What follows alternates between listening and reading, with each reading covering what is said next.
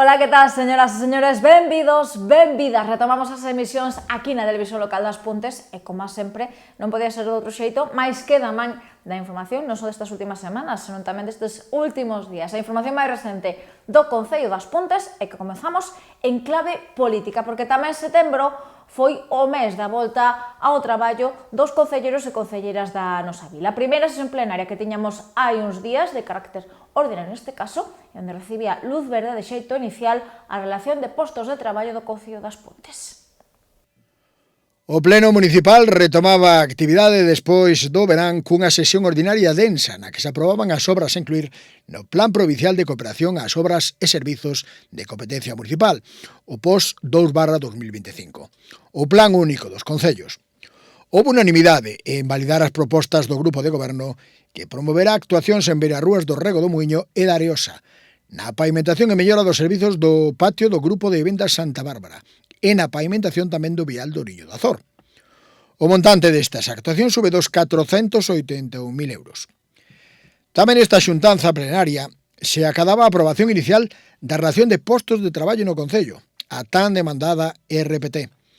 Foi coa abstención do BNG que quedaba aprobado un documento que agora estará suxeito ao período de exposición pública para presentar alegacións quen o cree oportuno.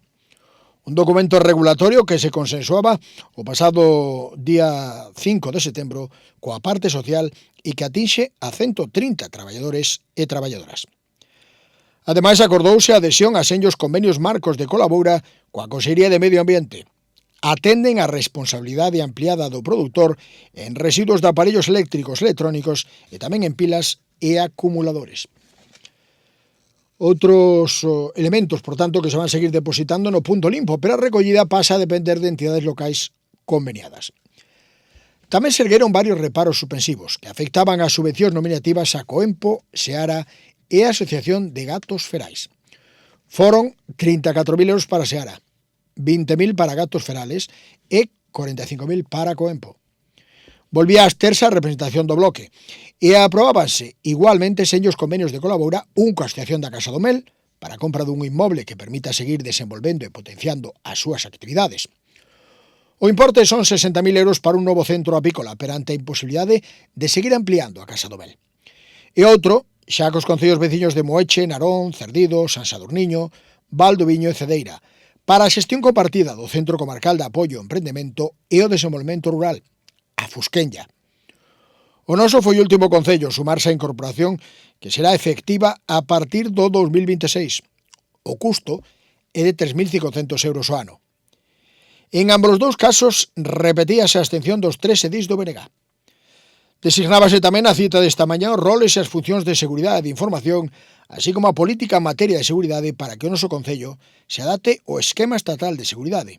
Aquí si houve unanimidade. Dicir que as mocións non puderon sair adiante nin a do bloque que pedía a constitución dun novo comité de crise perante o que denuncian mal funcionamento da transición xusta e para o que pedían un novo plan estratégico, e a outra que tampouco tomaba respaldo denunciaba o novo financiamento senlleiro para Cataluña. Neste caso era o PP o que traía este documento no marco dunha campaña que está a levar este texto a todos os concellos do Estado.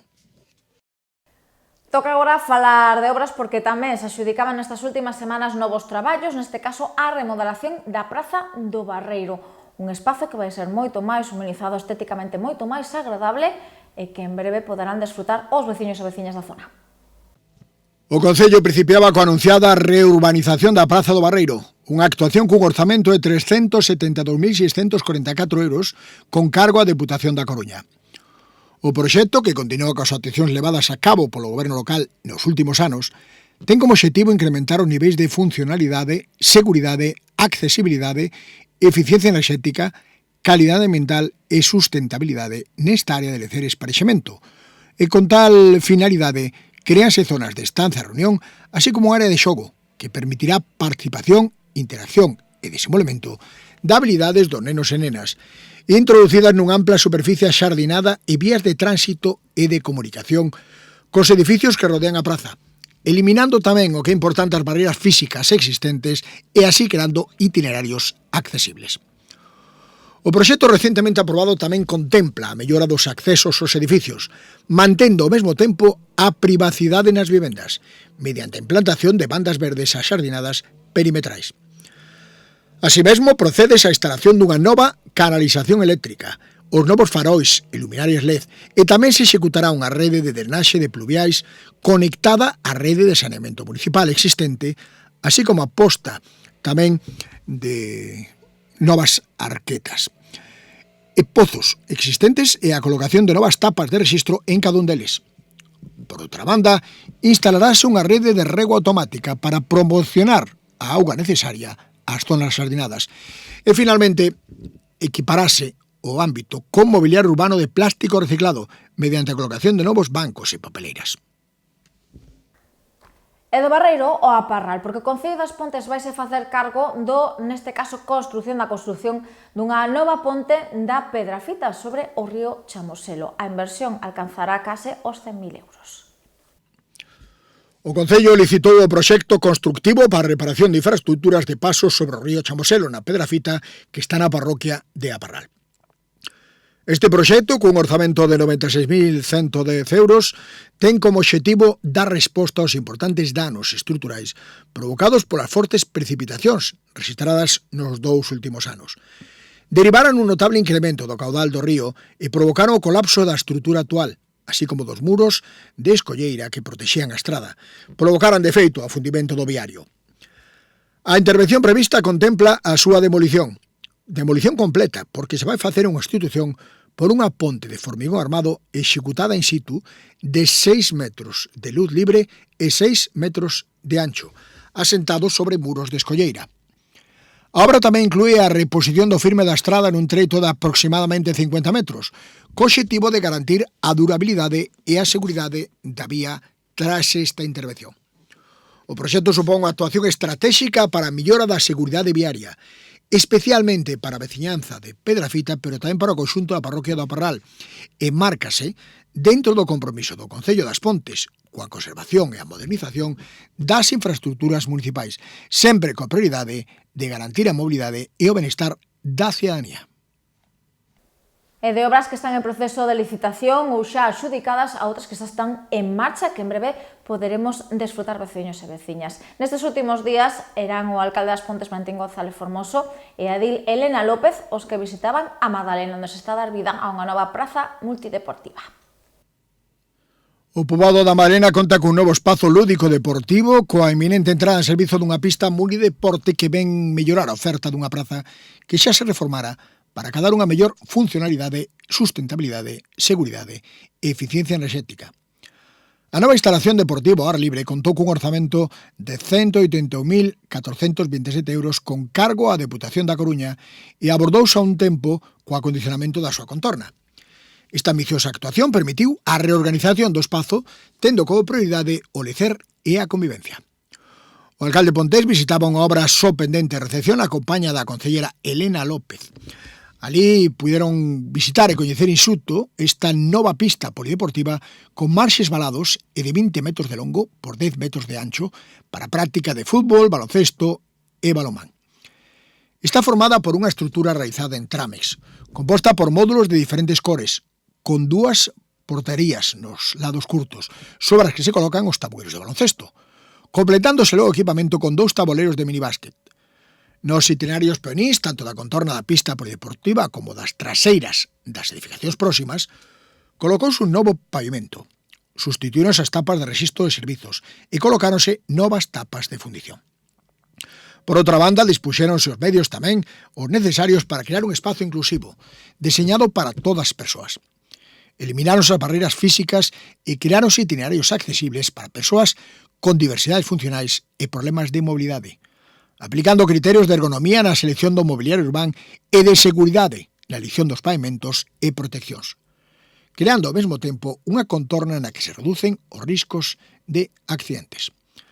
Así mesmo, procedeuse a ampliación da rede de iluminación para a pista multideporte, posibilitando o aforro de custes con máximo rendemento lumínico, para o que se proxectou a ampliación da canalización do tendido de alumeado existente e a disposición de novos faróis con lampadas LED tanto na pista polideportiva como na súa contorna.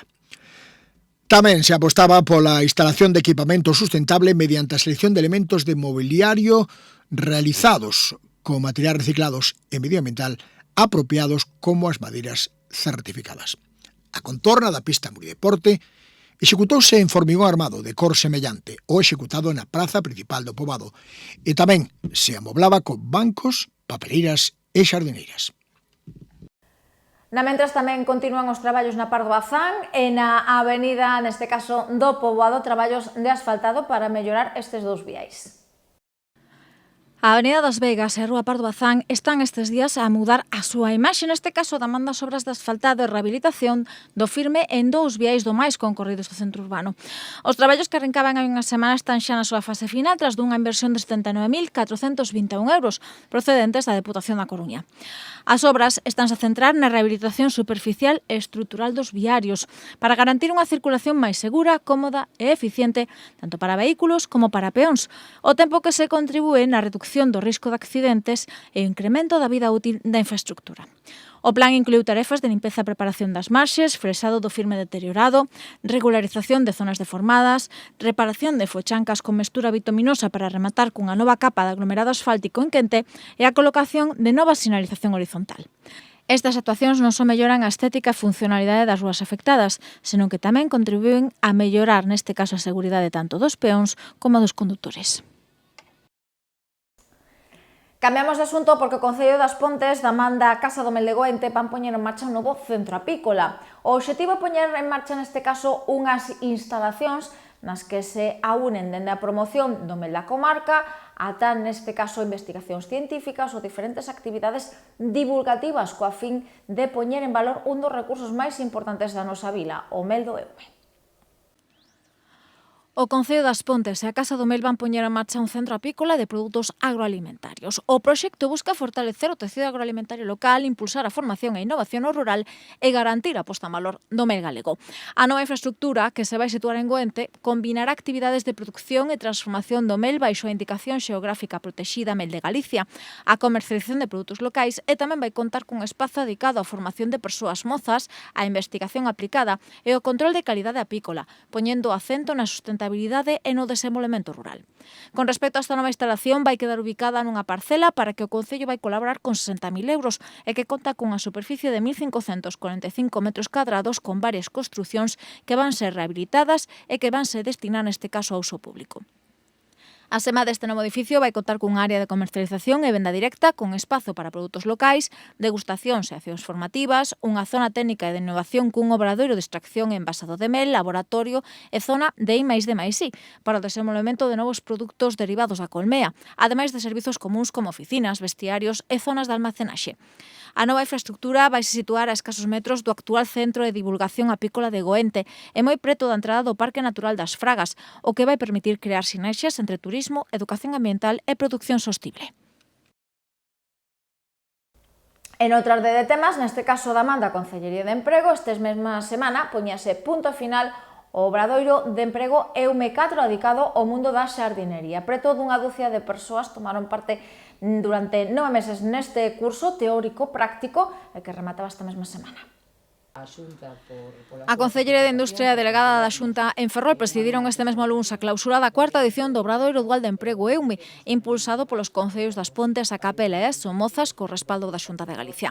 10 persoas recibiron o seu diploma das mans da Dilana Pena e da delegada da Xunta Martina Neiros, tras dun taller no que durante 10 meses os participantes se formaron na modalidade de instalación e mantemento de xardíns e zonas verdes. Na súa intervención, Ana Pena agradeceu o traballo realizado polos alumnos e alumnas e que deste xeito puideron mellorar a súa cualificación profesional, ao tempo que tamén deixaron unha pegada no municipio con diferentes traballos en zonas como o Campo da Feira, Puo da Madalena ou as prazas do Hospital e América.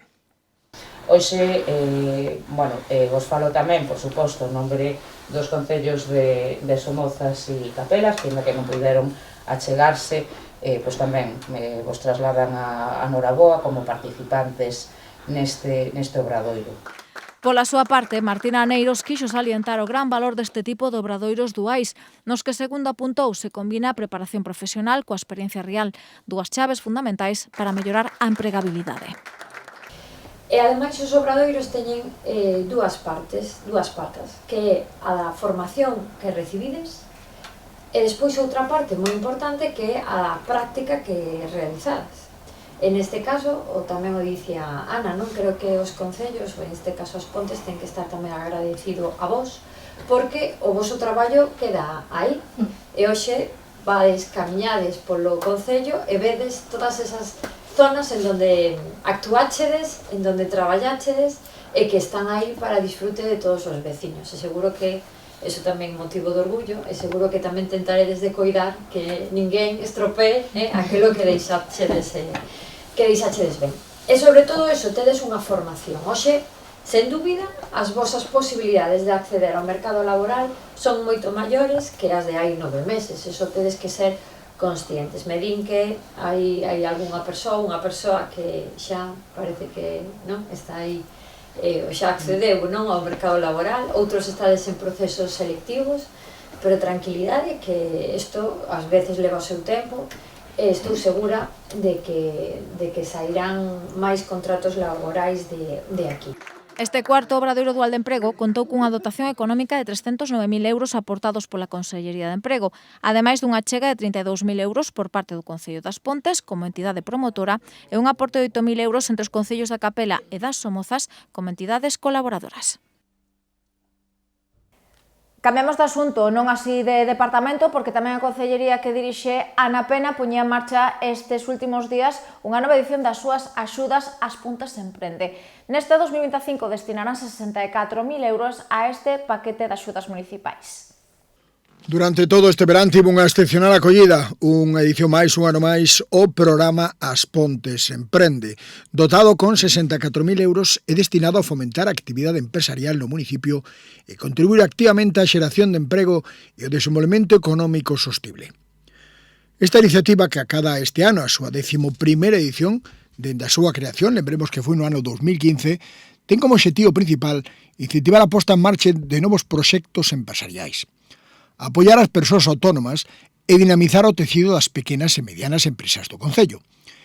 Dende a súa posta en marcha, o programa ten mobilizado máis de 375.000 euros, apoiando 120 proxectos emprendedores e favorecendo a creación de máis de 150 postos de traballo directos en sectores estratégicos como a agricultura ecolóxica, o comercio local, a hostalaría, a construción, mesmo a carpintería metálica ou os servizos profesionais. Coa nova convocatoria deste ano, volve perseguirse a fin de reafirmar unha vez máis o compromiso do goberno local coa promoción do emprendemento como motor de desenvolvemento económico e social. Volve así a aposta por unha economía local dinámica, diversa e resiliente, na que as persoas emprendedoras teñen o respaldo necesario para dar os seus primeiros pasos. Dende o Concello queríase incidir na importancia do tecido emprendedor como eixo vertebrador da economía pontesa, unha fonte de innovación, emprego e riqueza que se considera chave para a modernización do noso tecido empresarial e para asegurar un futuro sostible e competitivo para as Pontes. A súa aposta polo noso Concello tradúcese en proxectos viables que xeran valor engadido e contribúen ao benestar común. O programa As Pontes Emprende conta con 2 liñas de axuda diferenciadas, ambas as dúas cun importe máximo de 2.000 euros por proxecto. A liña Impúlsate está destinada a subvencionar os gastos de alugueiro dos locais ou espazos onde se desenvolve a actividade. A outra liña, a Instálate, xa está máis enfocada a cubrir os gastos de inmobilizado material e as inversións necesarias para a adecuación de locais e de instalacións.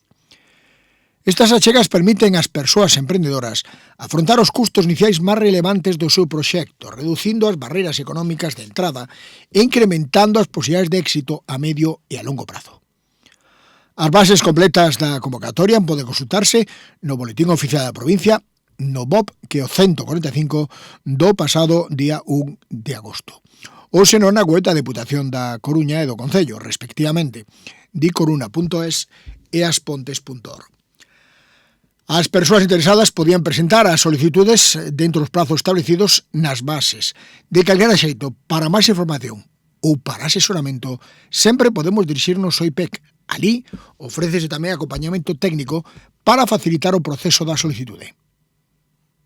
E de empresas e negocios que xa están en marcha a outros que se van, neste caso, iniciar en vindeiras datas, porque Xertex ten previsto construir na nosa vila, concretamente no polígono de Penapurreira, unha filial.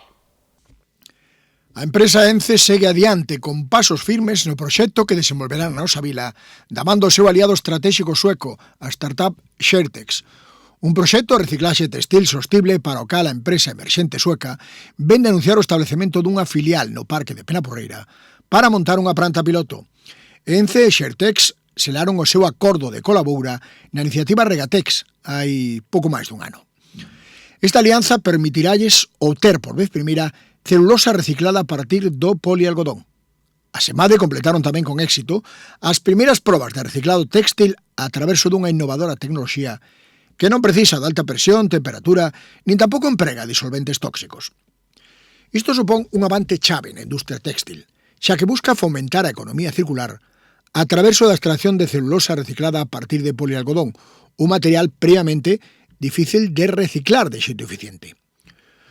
No que astinxe o proxecto Regatex, centrado nesta planta piloto de recuperación de fibras textis en Penapurreira, contribuirá dun xeito significativo á bioeconomía circular mediante a creación dun sistema innovador de reciclaxe téxtil con diferente composición, que ata agora non podía ser reutilizado, e sustituirá así as probas que se veñan realizando xa nos laboratorios de ENCE en Pontevedra, con visos a continualos nesta nova planta que xa conta ademais con nave no polígono Pontés e co rexistro mercantil.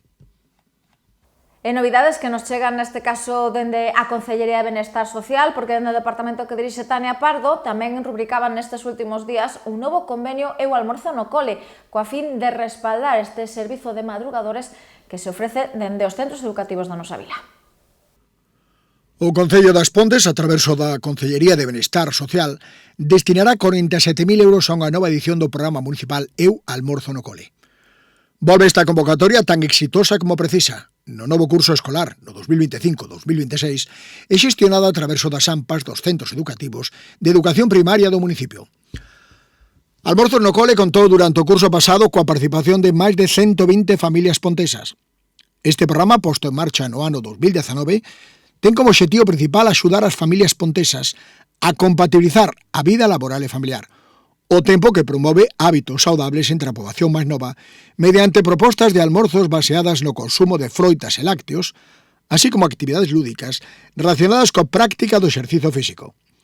Son xa 15 anos nos que se ten comprobado como cada vez son máis as familias que, por incompatibilidades horarias, precisan deixar os seus fillos e fillas no colexio antes do inicio da xornada escolar. Ademais, o programa conta cunha excelente acollida entre o alumnado. Estas son as razóns principais polas que o Goberno local volve a apostar por manter e incrementar a partida orzamentaria desta iniciativa municipal para continuar dando resposta ás necesidades da veciñanza. Almorzo no Cole está pensado por nenos e as nenas que comezan a súa xornada escolar máis cedo que o resto dos seus compañeiros. Garántese, es así, disfrutar dun almorzo saudable, composto por froita, leite, cereais, galletas, fiames, iogures, torradas, manteiguilla, marmelada, mel ou queixo. Asemado, o alumnado está sempre supervisado por cuidadores, que procuran que tras o almorzo os pequenos se aseen correctamente, laven a cara, as mans e cepillen os dentes. Na mesma liña de axudar as familias pontesas durante a etapa educativa dos seus fillos e fillas, o Concello das Pontes ten tamén en marcha outro programa municipal, o de axudas á escolarización. Estas xa están dirixidas a atender os gastos originados polo inicio do novo curso escolar. Estas achegas van destinadas a atender os gastos de adquisición de libros, de material escolar, de material informático e tamén de material para o conservatorio do alumnado de educación infantil igualmente, primeiro e segundo ciclo, de educación primaria, de educación secundaria obrigatoria, a ESO, de bacharelato e ciclos formativos, FP tamén, e estudos no Conservatorio de Música. E co outono xa petando na porta, chega unha nova edición das Pontes Terra de Cogomelos. Quinta convocatoria deste programa no que imos ter novamente saídas ao monte, faladoiros, obradoiros de cociña e que vai culminar cunha nova edición da Feira de Fungos e Cogomelos. A quinta edición das xornadas As Pontes Terra de Cogomelos xa está quencendo motores e que esta mesma semana dábase a coñecer o amplo programa de actividades no que Concello e a Asociación Micolóxica Local Poupariña van colaborar para fomentar o interese polo mundo da micoloxía, non só como afección, senón tamén como atractivo turístico e económico. A Concelleira de Turismo, Hostalería e Comercio Elena López, xunto co presidente de Poupariña, Miño Guerreiro, e o responsable da empresa de Loga, Ismael Blanco, deron conta o pasado martes do programa de actividades deseñado para este outono. Mais dunha dúcia de iniciativas, coas que en verbas da Dil de Turismo, o que se busca é potenciar a cultura micolóxica entre a veciñanza e promover este produto tan típico do outono e os seus diferentes aproveitamentos, tanto a nivel gastronómico como da mando atractivo turístico e económico que supón para a comarca en xeral e para as Pontes en particular. Elena López apuntou que se trata dun programa xa moi consolidado, no que se chega a todo tipo de veciños e veciñas, independentemente da súa idade, con actividades para todos os gustos e sectores, e que, tal e como recalcou, está a ser tamén un piar da economía no municipio, sobre todo para a hostelería pontesa, que da man destas xornadas tamén aposta por petiscos e pratos con fungos e cogomelos que axudan a atraer visitantes e curiosos á localidade, o que, segundo recalcou a Edil, demostra que as cousas estánse a facer ben. Que a consolidación deste programa de Terra de Cogomelos pois é grazas ao compromiso de veciñas e veciños daqui das Pontes, moitos que pertencen á Asociación Poupariña, entón agradecer todo o traballo e esa complicidade para levar a cabo este programa que creemos que efectivamente que está recuperando un pouco ese protagonismo dos cogomelos aquí en toda a bisbarra. As Pontes sempre foi referencia. Queremos que se consolide e que, como ben decíamos antes tamén, que sexa ese recurso económico para esta vila, porque comentábamos antes de comenzar que xa hai xente que está chamando para vir á feira, preguntan tanto comerciantes como produtoras que queren vir á feira de fungos e cogomelos ás Pontes. Iso é un síntoma de que se están facendo, creo que, ben as cousas.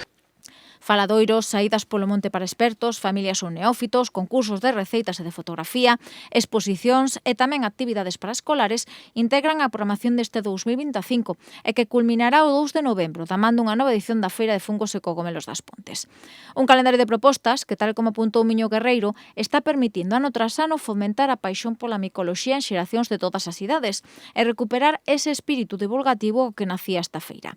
De feito, o presidente da Asociación Poupariña deu conta do importante de realizar actividades educativas nas escolas, con saídas ao monte, ou de poñer en marcha xornadas informativas coas que fomentar a cultura micolóxica, e que dende Poupariña tamén van respaldar con distintas xuntanzas micolóxicas abertas a todo o público de carácter semanal e que arrincarán a finais de mes. Un programa, pois, eu creo que moi completo e que recupera todo o que era a esencia das xornadas iniciais, non? Entonces, desde a asociación, pois agradecer que se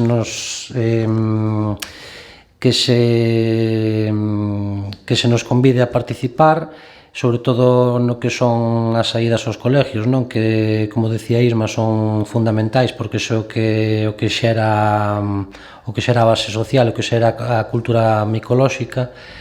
Eso foi o que nosotros nos transmitiron os nosos, non iba a decir antepasados, pero non son antepasados porque ainda están aí, os nosos vellos, non? Por decir unha palabra que para definir eso, non? Porque eles era o que consideraban fundamental xa daquela época, que era o traballo educativo nos colexios, non? E nos recollimos esa idea e onde estamos centrando agora grande parte dos nosos esforzos. Entonces, agradecer ese traballo que se está facendo nese sentido. E logo tamén nos vamos a facer o que son os luns micolóxicos na Casa do Peso, que empezarán a partir das 6 da tarde. É unha boa oportunidade para chegarse á asociación no sentido de que non me quero estender moito, pero o que é a actividade micolóxica, digamos que require dunha serie de coñecementos, non? Que eu creo que se deben adquirir a través da participación das distintas asociacións que hai ao largo do todo o territorio. O programa deste outono está composto por actividades todas elas de balde e que arrincan estes días coa apertura da presentación de fotografías para o primeiro concurso de fotografía micolóxica. A semana do 3 de outubro darán comezos faladoiros formativos que se desenvolverán tamén os días 10 e 24 do mes que ven e o 7 de novembro na Casa do Peso e con expertos como o fotógrafo Daniel Puente, o cociñeiro Antonio Díaz, o cultivador local Rafael Corral e os micólogos María Cabaleiro e Hugo Fernández da Universidade de Vigo. Non faltarán os exitosos paseos micolóxicos para expertos, familias, escolares e afeccionados e incluso un roteiro sobre fotografía micolóxica que vai impartir Daniel Puente. O igual que o pasado ano, vanse organizar unhas microxornadas de cociña para a hostelería local e reeditarase a Roita de Sabores pola hostelería das Pontes, xa en novembro. Non faltarán os obradoiros para pequenos e adultos, coincidindo coa 35ª Feira de Fungos e Cogomelos, e que vai se celebrar neste caso os días 1 e 2 de novembro. E tamén se reeditarán os certames de receitas con cogomelos para profesionais e afeccionados. Todas as actividades serán de balde, pero algunhas contarán con prazas limitadas, polo que requerirase a inscripción previa para poder asistir.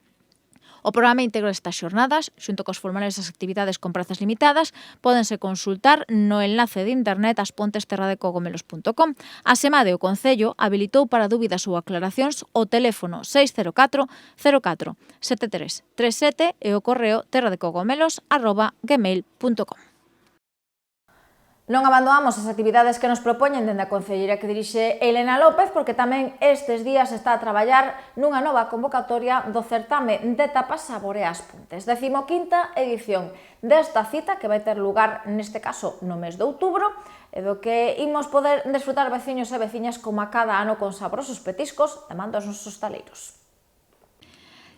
As Pontes prepárase para un outono de altura a nivel gastronómico e que, ademais da intensa programación do ciclo Terra de Cogomelos, regresa o certame de petiscos Saborea as Pontes, que cumpre xa 15 edicións. A Concellería de Hostalería xunto coa Asociación Coempo volven liderar un concurso do máis popular e recoñecido en toda a comarca e do que esta semana se daban a coñecer os primeiros detalles nun encontro encabezado pola edil Elena López e a presidenta de Coempo, Monse Gastelu. De feito, xa está aberto o prazo para anotarse nesta convocatoria e que se vai desenvolver os días 16, 17, 18, 19, 23, 24, 25 e 26 de outubro. Dúas fins de semana nas que desfrutar de petiscos orixinais e clásicos procedentes da gran creatividade culinaria dos nosos hostaleiros e hostaleiras e que novamente van competir por recibir o respaldo do público e do xurado profesional. Polo momento, descoñécese a cifra de locais participantes, pero os interesados en sumarse a este certame terán toda a semana que ven para formalizar a súa inscripción nas oficinas de Coempo entre as 9 e as 2. No encontro mantido pasado martes, presentáronse as novidades para este ano e que, ademais do voto popular, con papeletas que deberán incluir cando menos 6 selos de 6 locais diferentes, tamén se vai habilitar unha aplicación para o móvil no que se otorgarán distintas puntuacións aos petiscos de concurso. Por suposto, tamén haberá un xurado profesional e premios para os clientes por un valor de 1.800 euros en vales a gastar neste caso nos locais participantes. Con respecto ao resto de bases do certame, unha vez queden pechadas as inscripcións, vaise dar con tanto os medios da mecánica de participación para os clientes e, por suposto, dos interesantes premios desta convocatoria. Máis cousas porque o Concello continuaba nestas últimas semanas cos traballos de posta en valor, sinalización e recuperación do Camiño do Bispo. Están en marcha labores como a do deseño dos cartaces e distinta sinalización para poder percorrer este camiño e, por suposto, a súa promoción. O obxectivo, abrilo ao público durante o outono. O proxecto do Camiño do Bispo continúa avanzando na súa organización e posta a dispor da cidadanía, con traballos dende cada un dos concellos polos que discorre a Roita. Na identificación, localización e sinalización céntranse neste intre os avantes do proxecto.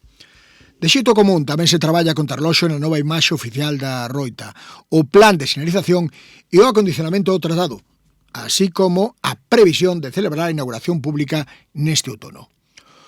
Os concellos de Asomozas, San Sadurniño, Neda, Mondoñedo, Abadín, Vilalba, Xermade e Muras demandan tamén poder consolidar o apoio institucional en proxecto para coordenar os vindeiros pasos a cometer, evidentemente xunto co Concello das Pontes. En pouco máis dun mes está previsto que todos estes concellos teñan instalados os seus cartéis informativos e que se completa a sinalización do percorrido, incluídos tamén códigos QR, códigos que están vencellados a contivos culturais de cada municipio, que no caso da nosa vila vai ter como eixo central a Ponte Romana. A intención é convocar neste outono un acto público para inaugurar oficialmente o Camiño do Bispo, abrindo a cidadanía e o turismo. A nova identidade visual do Camiño do Bispo foi xa deseñada pola pontesa Laura Gómez, do estudo de Cibreiro, e está inspirada no báculo de San Rosendo, bispo de Mondoñedo do século X, unha figura emblemática para Galiza tanto no eido relixioso como no político. Para esta inauguración tamén ten que estar disponible e activa xa a futura páxina web común, onde se va a reunir toda a información da Roita nun único espazo digital, cun mapa interactivo, con recursos para visitante e con datos culturais relevantes dos territorios polos que decorre o camiño. O Camiño do Bispo nace do compromiso de 9 concellos. Queren poñer en valor o seu patrimonio compartido e promover un itinerario de alto interese paisaxístico, medioambiental, histórico e etnográfico, e con vocación de converterse nun novo recurso turístico sustentable e vertebrador do territorio rural galego. É un dos espazos máis atractivos que ten a nosa vila e, por suposto, o Lago das Pontes, un espazo que neste verán se convertía nun lago sen fume. A Praia das Pontes, a do Lago, cumpriu con balanzo positivo o seu primeiro ano como praia sen fume. Este ano estreaba esa condición, o acordar as portas de apertura da tempada de baño, logo de asinar, por tanto, un convenio de colaboura coa Asociación Española contra o Cancro. A campaña Praias en Fume, na que as Pontes figura xa no seu listado destes espazos saudables, está promovida pola Asociación Española contra o Cancro. Busca protexer a saúde pública e concienciar sobre os perigos do tabaco e dos novos dispositivos de vapeo. A declaración da Praia do Lago como espazos en fume non permite prohibir fumar nin establecer sancións no caso de facelo, pero sí é unha recomendación e un rogo para a boa convivencia tra xente usuaria dese espazo. A voluntariedade ven máis condicionada por esa declaración que otorga un estatus á praia en xeito da aposta por unha contorna máis saudable e na loita contra o tabaquismo. Nos accesos á praia, especialmente o areal, instalouse a sinalización pertinente en busca de informar e concienciar destes obxectivos que cadran cos da Comisión Europea de reducir a porcentaxe de fumadores a menos do 5% no 2040. As Pontes son dos 30 concellos da provincia que se adheriron a esta proposta que é meramente educativa. Pretendeuse, además de sensibilizar na promoción dunha vida sen tabaco, seguir potenciando o uso e disfrute con seguridade e nas mellores condicións deste espazo natural, por parte da veciñanza e dos visitantes que este verán volvían a amosar o poder da atracción da praia no lago. Imos agora darlles conta doutras actividades, doutras iniciativas das que veciños e veciñas poderemos desfrutar nos vindeiros días, porque xa está en marcha unha nova edición da Carreira Solidaria e Andaina As Pontes Contigo, impulsada pola Xanela e tamén pola Concellería de Deportes. Esta mesma semana, Adil Elena López presentaba esta cita xunto coa directiva da Xanela e da que poderemos desfrutar o vindeiro 28 de setembro. As Pontes volverá a tinguirse de solidaridade o vindeiro día 28 da man da terceira edición do As Pontes Contigo. A Andaina e Carreiras Solidarias, que por terceiro ano a Asociación de Discapacitados Activos da Xanela e o Concello van poñer en marcha en prol da práctica deportiva inclusiva. De feito, esta mesma semana, a Sedeis de Benestar Social e de Deportes, xunto con parte da dirección da Asociación da Xanela, presentaron a proba que, segundo as previsións, congregará na Rúa 8 de marzo o vindeiro domingo a uns 400 participantes entre as probas de velocidade e a andaina popular. Unha cita na que é importante é participar e colaborar cunha boa causa, xa que todos os fondos recadados vanse destinar a sufragar as distintas actividades e cursos que a Xanela desenvolve durante o ano. No acto, no que se contou coa presenza da vicepresidenta do colectivo, María del Carmen Fernández, e a educadora social do centro, María San Miguel, a concelleira Tania Pardo apuntaba o exemplo de conduta solidaria que supón o evento, unha cita para toda a familia, para todo tipo de condicións físicas e que, tal como reseñou, non sería posible sen a organización da Xanela. Este evento, esta andaina e carreira solidaria, non se organiza, non? De un día para outro, levan todo o ano traballando, é a terceira edición.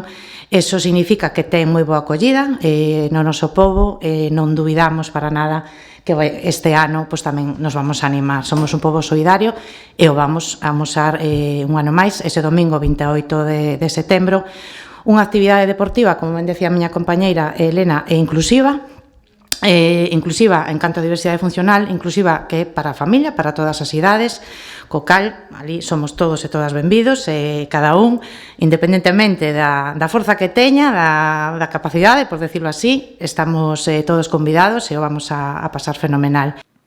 Adil Elena López tamén se sumaba a este agradecemento e animaba a veciños de todas as idades a inscribirse na proba.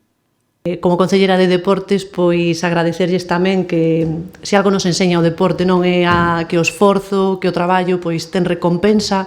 Si deso saben algo, pois son todas as persoas usuarias desta asociación, así que queremos agradecerlles a todas o seu esforzo de día a día en todo no que nos enseñan no seu día a día, sobre todo a través do deporte, pois axudarnos en esa comprensión da diversidade. As Pontes Contigo nacía hai 3 anos coa fin de que deporte e inclusión fosen da man. Un obxectivo que en verbas dunha das organizadoras do evento segue a manterse a día de hoxe cunha cita xa consolidada na programación municipal. Un evento deportivo que nace para integrar deporte e inclusión e que nesta terceira edición vai a recadar fondos para a actividade xeral do que é a asociación. E o 28 comezarían as categorías infantís, ás 10 da mañán e logo ás 11:15 sería a carreira absoluta e xusto despois xa sairía a andaina. É unha cita, como ben digo, deportiva e inclusiva a que vos animo a todas a participar e a poder acompañarnos. Con respecto á programación do vindeiro día 28, as primeiras carreiras darán comezo ás 10 da mañá dende a rúa 8 de marzo. A carreira absoluta está programada para as 11, cun percorrido de 5 km, e tras a saída desta proba arrincará a andaina popular. As inscripcións para tomar parte nas distintas carreiras están abertas ata o vindeiro 24 de setembro e poderán tramitarse na web www.deporticket.com. Con respecto á andaina, as inscripcións podense realizar telemáticamente ata o día 24 nas dependencias da Xanela ata o venres 26 ou o mesmo día da proba antes do inicio da andaina. O custo por participante será de 8 euros para os que tomen parte na carreira senior de 5 km. 5 euros será o custo de participación para a andaina popular e as carreiras das categorías de menores ata os 5 anos e que neste caso terán un prezo de 3 euros os nenos e nenas de 3 anos para baixo. Os participantes na carreira Biberón e os menores de 5 anos que tomen parte na andaina poderán ofrecer gratuitamente.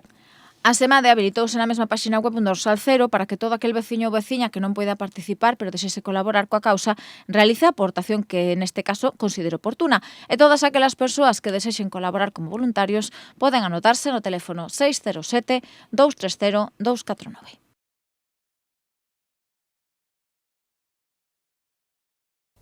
Cambiamos radicalmente de asunto porque, como lles dicíamos neste informativo, hoxe falamos non só de temas actuais, senón tamén de acontecementos que tivemos ao longo deste último mes de agosto, no que non tivemos emisións. Lamentablemente, eses incendios registrados na provincia de Ourense coparon moita da actualidade destas últimas xornadas e, por suposto, tamén tivemos ali presenza pontesa, porque os bombeiros do Eume, o Parque Comarcal da Nosa Vila, tamén colaboraban nas labores de extinción destes lumes.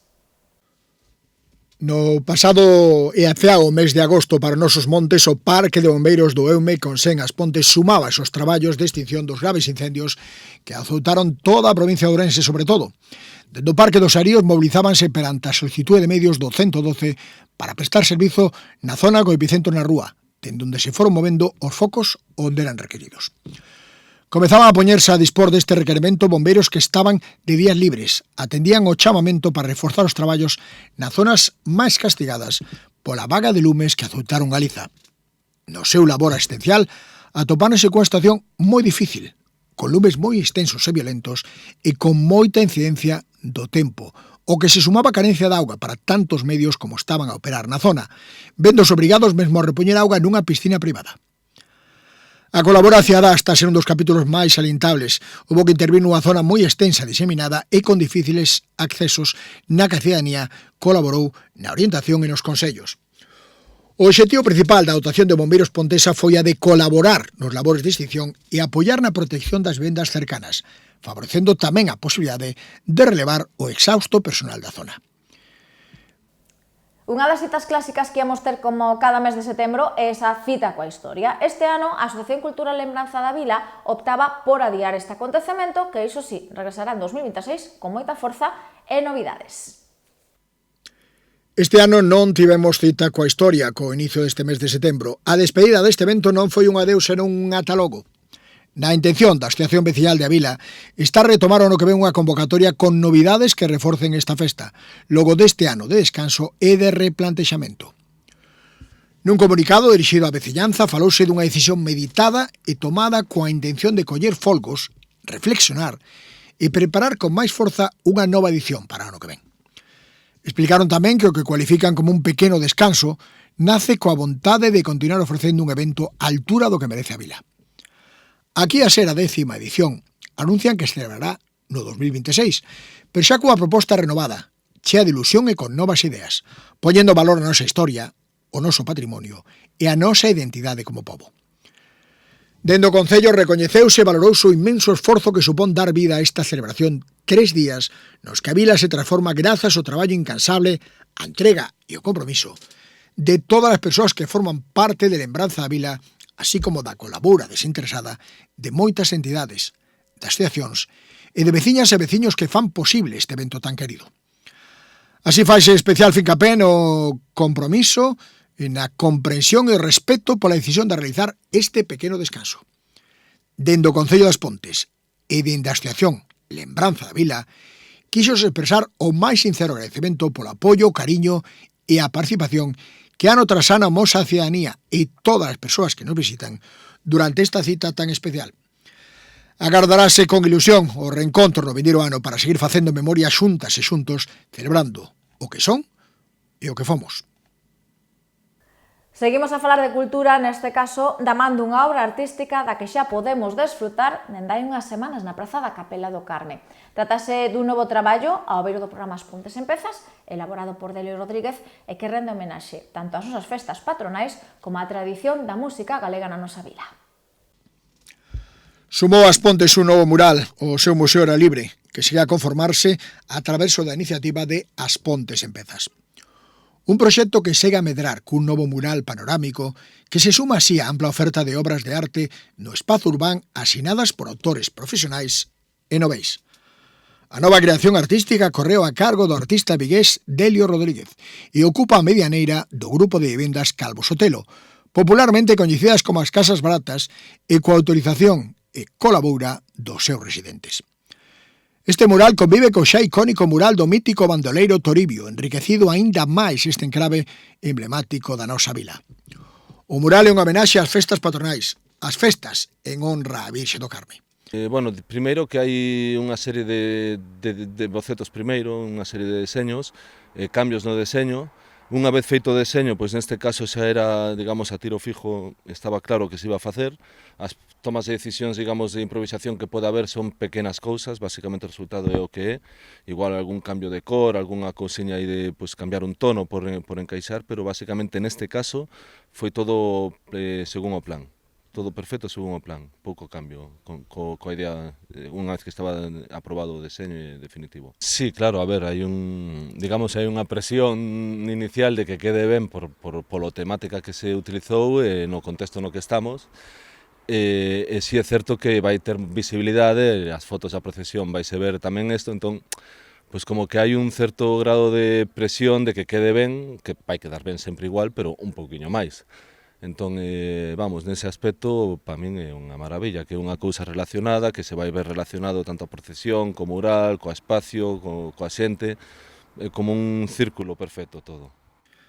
Na intervención na que non faltan a música tradicional, o baile, a xente e mesmo as mantecadas, buscou captar a esencia destas festas, integrando elementos visuais relacionados coa identidade local, a cultura popular e a gastronomía, para crear un punto de encontro entre o pasado, o presente e o futuro da vila. Segue así medrando este proxecto artístico multidisciplinar que aglutina diferentes actuacións artísticas dende a pintura, o grafiti, o tecido ou a fotografía. Con esta nova peza sumamos un mural máis a un proxecto de arte pública co que se busca recuperar e revalorizar diferentes espazos públicos mediante distintas técnicas artísticas e traballos individuais e colectivos. E o lago foi un dos destinos favoritos de veciños e veciñas ao longo destas últimas semanas, destes últimos días de verán, e por suposto non podía faltar para eles e para elas unha nova edición de Mar de Lecer. Tivemos música, actividades para os máis pequenos e moitísima diversión nunha xornada onde a banda sonora foi cousa da Banda da Loba. Este verán, co mes de agosto, volvía o Mar de Lecer. Unha cita coa que cada mes de agosto se conmemora cada novo aniversario de apertura ao público do lago e a praia que alberga, así un amplo abano de actividades diverso e multidisciplinar. Aunque este ano estaba previsto un adianto con voz en globo cativo, finalmente hubo que suspender a actividade xa que o vento dificultaba o seu desenvolvemento. A festa como tal comezou pola tarde con diferentes xogos hinchables que foron gratuitos para moitos nenos e nenas a partir dos 4 anos que fixeron uso deles. Logo, os espectáculos principiaron xa pola tarde coa compañía Teatro O Cubo, que nos ofreceu unha modalidade de variedades de rúa participativas e pensadas para todo o público, con enfoque especial dirixido ás familias. Tamén tivemos acrobacias, malabares, monicreques, todo a traverso desta primeira agrupación e da segunda porque era Trapuzarra Teatro Tapero. Eles representaron Dale Ramón, unha proposta teatral chea de humor, de retranca e de crítica social na que apostaron polo teatro de rúa.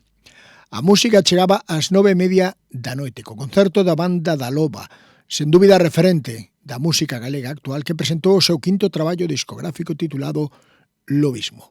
Estou para ti, aquí estás para mí, aquí estou para ti, somos trigo, somos manda, bandoleiras do país, do país.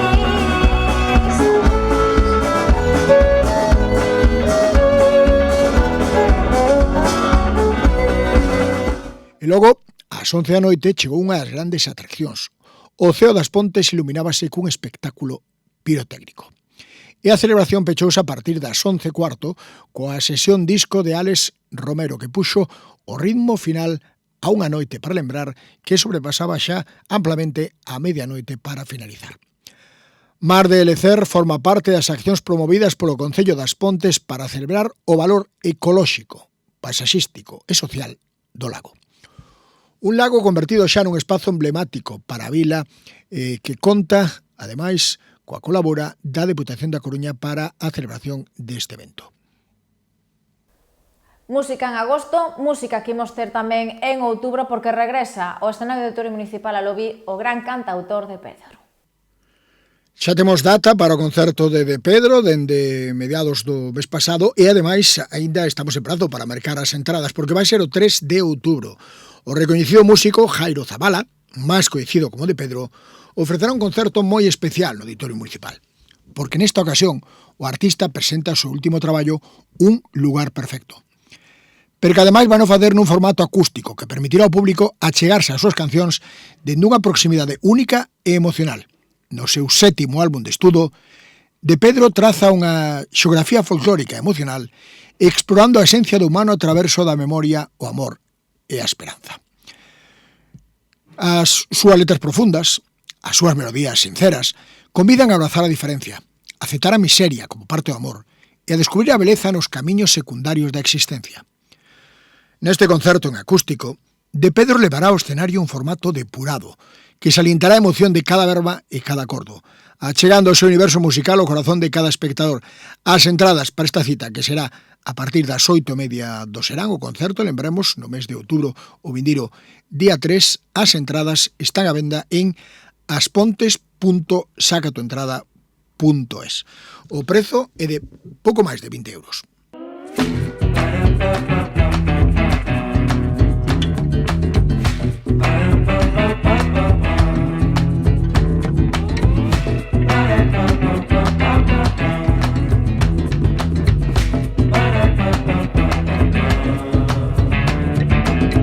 Pedazos bajo tu tutela, un juego endiablado para tu disfrute. Con mucho cuidado junté unas palabras que estoy guardando para decirte. Ven conmigo, no olvidemos el ritmo de nuestro lugar perfecto, ese que temo estamos perdiendo.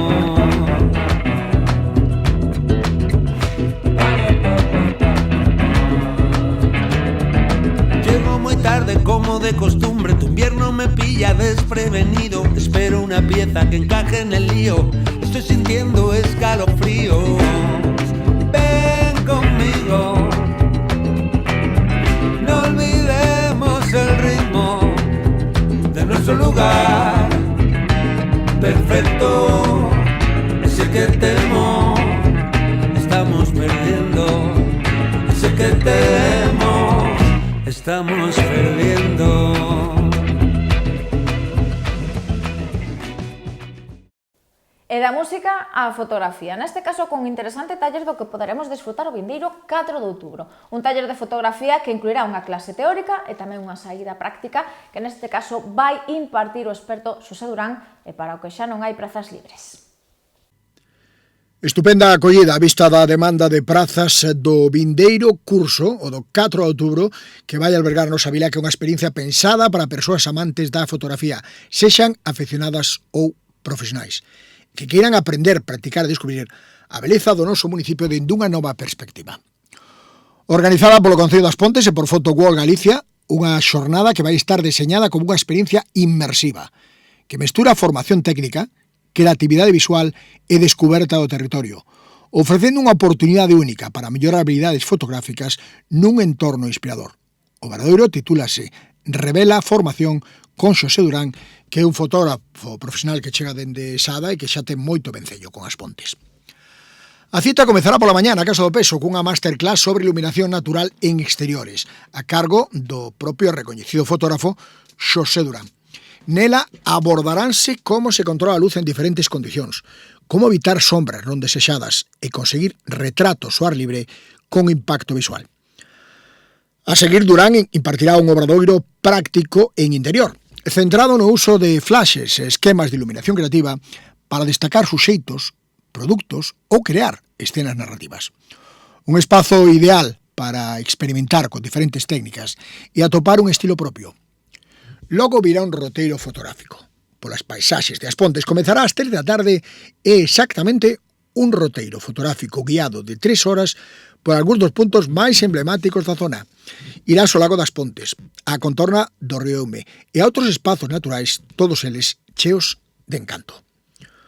O percorrido contará con guía de expertos locais e con acompañamento de Xosé Durán, quen vai axudar as persoas participantes a aplicar os coñecementos adquiridos durante o día.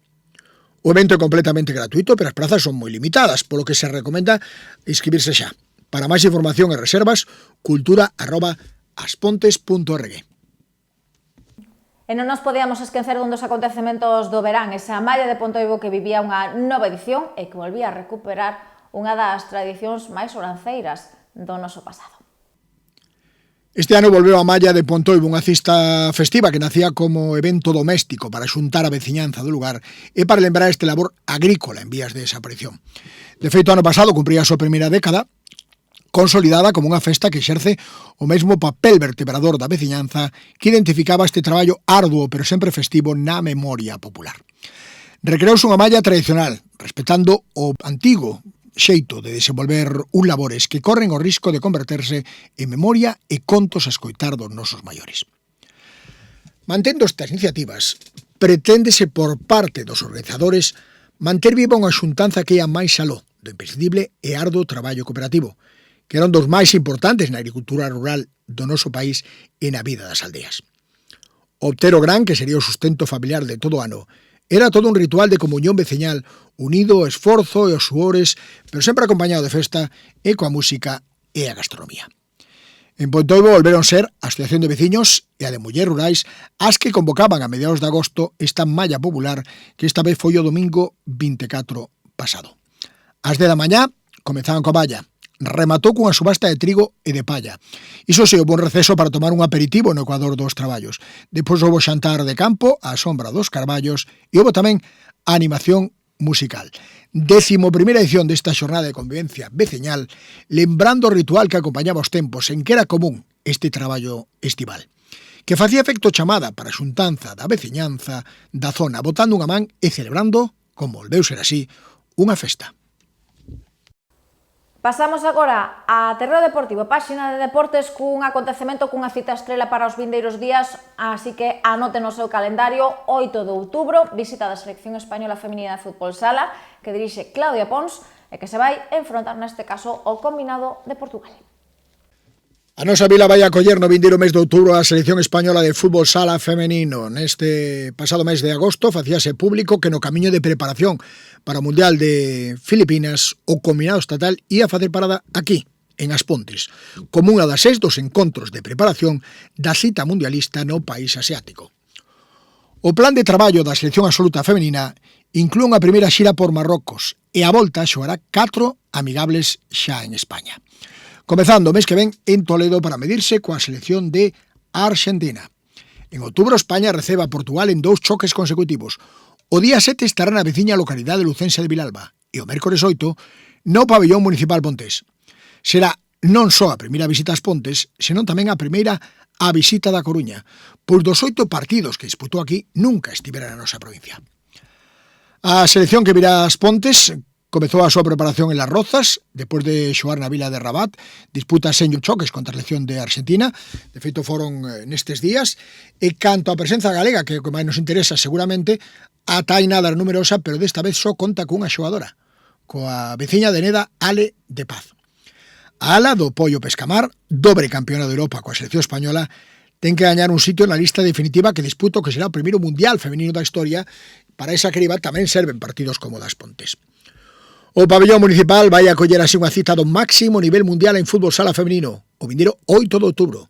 Toma o relevo da disputa hai uns meses do último choque internacional daquela coa selección femenina sub-17 española que foi a última que pasou por aquí polo pabellón pontés.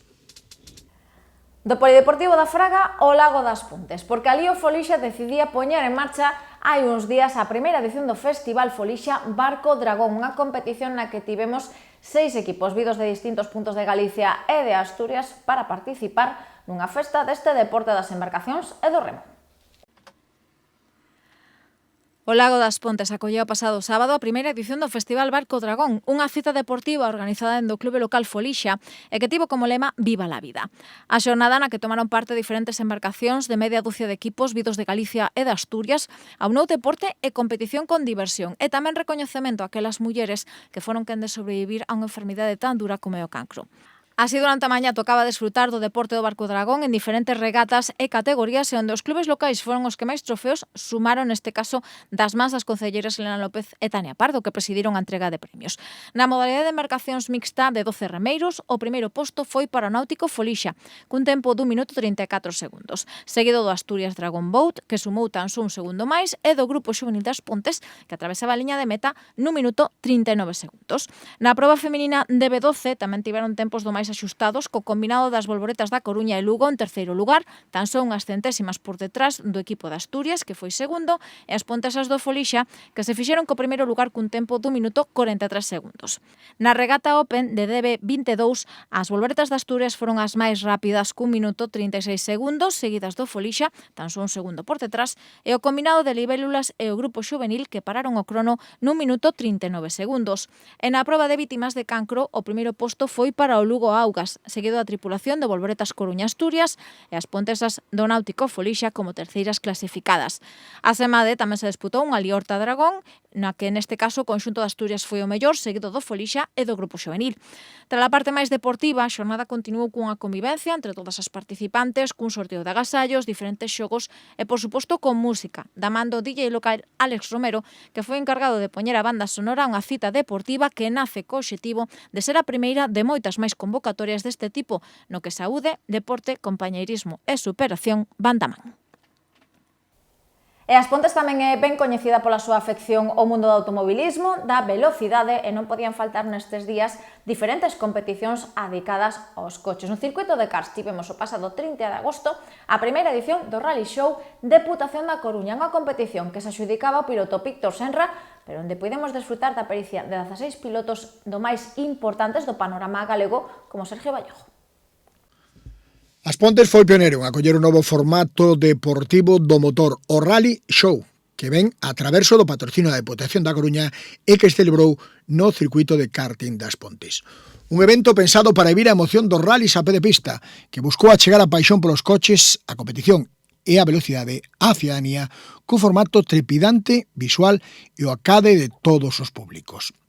Un deseño inspirado nos grandes eventos europeos. O Rally Show Nunha única xornada foron 16 pilotos medíndose en eliminatorias directas, en carreiras corpo a corpo, cheas de tensión e de espectáculo, ata coroar o grande vencedor nunha final ao mellor de 3. A cita contou ademais cun cartel de luxo con pilotos salientables do panorama galego estatal nun escenario que se convertía por un día no epicentro do motor galego. A organización correu a cargo da escadra Forcarei Motorsport e Rally Service e contou coa tecnoloxía con cronometraxe profesional de Aldo Motor. Traballaron un equipo humano de máis de 25 persoas e con todos os protocolos de seguridade e asistencia médica preparadas ao milímetro. A acción comezaba con mangas de adestramento libres e oficiais. Daí saíron os emparellamentos para os oitavos de final. A partir de aí, cada carreira foi unha batalla dúo. A 3 voltas, cunha única meta, acadar esa gran final. Ademais, durante a xornada, o público puido gozar de exhibicións de carcross, dun espectacular vehículo de drive como Coche Cero, de música e de animación.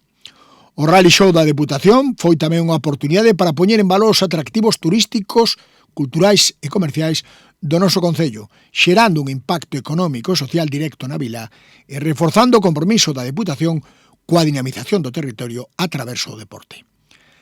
Tras o éxito de eventos como o Máster de Galicia en Forcarei, esta nova proposta chegou con forza para consolidarse como unha cita de referencia no calendario do motor galego, un espectáculo pensado para vibrar, para sentir e para vivir de preto a paixón polo automobilismo.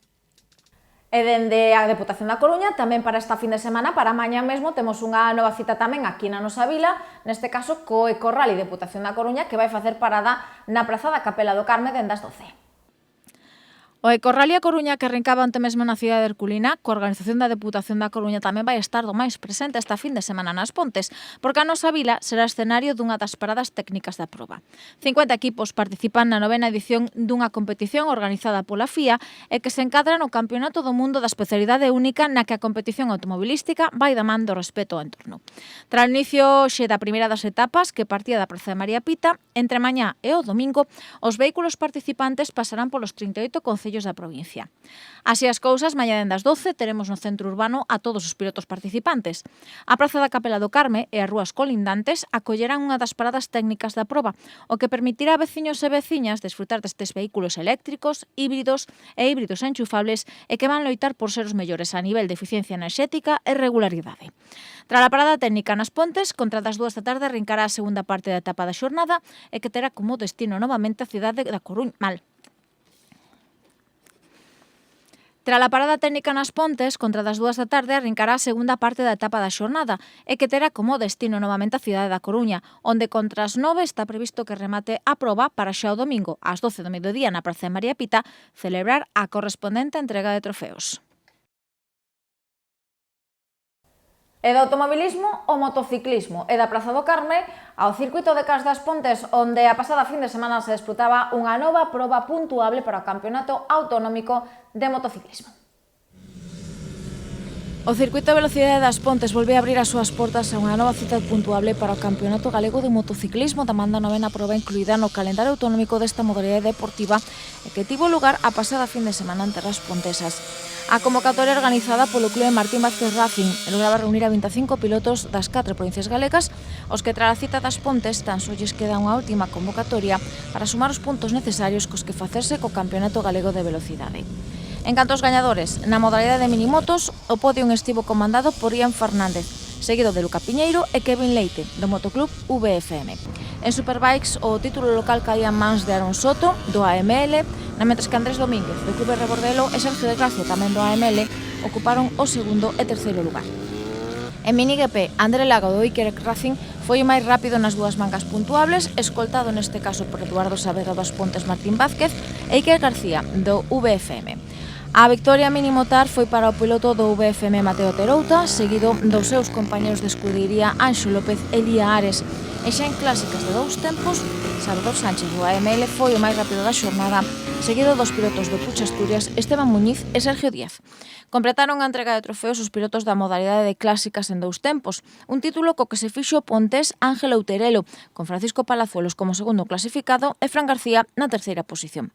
Agora tan só queda por diante unha última proba na que se van decidir os nomes dos campións galegos de cada modalidade e que vai ter lugar no circuito de Forcarei os días 4 e 5 de outubro. Pois toca xa ir rematando por este primeiro informativo da volta no verán, como sempre emplazalos a nova cita, venres da vindeira semana, 9:00 p.m, pero iso sí, poden seguir informados da actualidade municipal, tanto nas redes sociais como na web aspontes.org e, por suposto, nos informativos de Radio EME de luns a venres a 1:30 p.m. Graciñas por acompañarnos, por volver connosco tras destas vacacións e vémonos o vindeiro venres.